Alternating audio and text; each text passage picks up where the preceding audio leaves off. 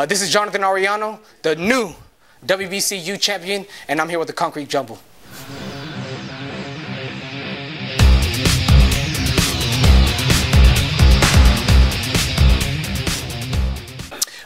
Like I said from the start, when I get in the ring and I fight someone that's supposed to be on my level, I then going to show that I'm on the next level, man. I'm going to continue to push, man. This is my dream and this is my goal and my destiny. Everything's happening the way it's supposed to happen, you know, the way God has it planned. So I'm just coming in here and doing my job to 120%, the best way I can, and that's why I have the belt around my shoulders today. Now this guy was coming in here undefeated. I think he had one draw. But the only time that I've seen you flinch back a little bit, he hit you with an uppercut, I think, in the second round. Did that even hurt at all? No. It's funny because I seen every single punch that he threw. I felt like I wanted him to touch me a little bit because I felt like it was just too easy of a fight. Like you wanted to feel his power? I wanted to feel what he had, you know. And you know, this is him moving up. You know, he's flying at a heavier weight, so I knew, you know, he's gonna have a little more pop than usual. Didn't feel nothing. I wasn't threatened at all by his punches.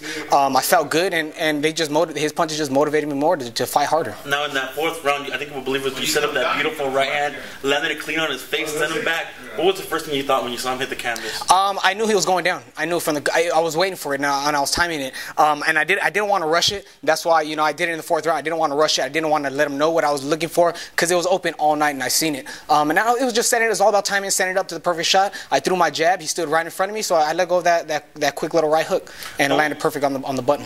You guys had a pretty much perfect night. The only thing Henry was talking about, Henry, which is of course your manager, was during the later trainer.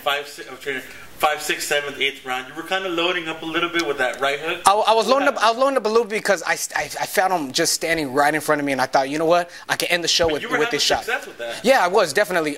Like I said, I seen him standing right in front of me at certain times, and I just, you know, I didn't time it just perfectly. In the later rounds, I felt like maybe my right leg was kind of having an effect on me a little bit. I couldn't land it perfectly, but I was still trying it, and I was loading up a little bit because, like I said, I felt my punches on him, and I thought, you know what, one shot and the night's over, and hey, and no one could, you know, no one's gonna argue with the early night, you know. How good did it make you feel, the crowd cheering your name all night? It felt amazing. It just felt like, you know what, I'm doing something right. People are following, believing, and you know, I'm happy about that because, you know, all my hard work, I put so many hours, sweat, and tears in this gym and training. That's the thing that people don't see. And that's the people that don't see. And you know what?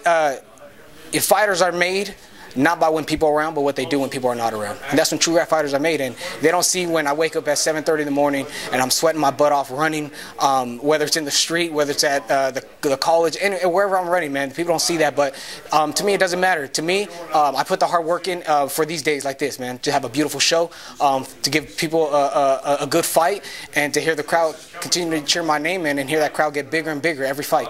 If it was up to you, what's the next thing for Jonathan Arellano? You know what? I'm not in a rush. I'm not in a rush for anything big, for any big names, you know. I don't want to say anything big because anything could come at any time, and I'm going to be ready, 120%. I'm always going to be ready. But, you know, I feel like my career is still young. I still have so much time ahead of me. I want to take my time. I really want to perfect my craft. And when I get up there, like I said, when I grab belts, I'm never going to let go of them. They ain't going to be one of those belt hoppers.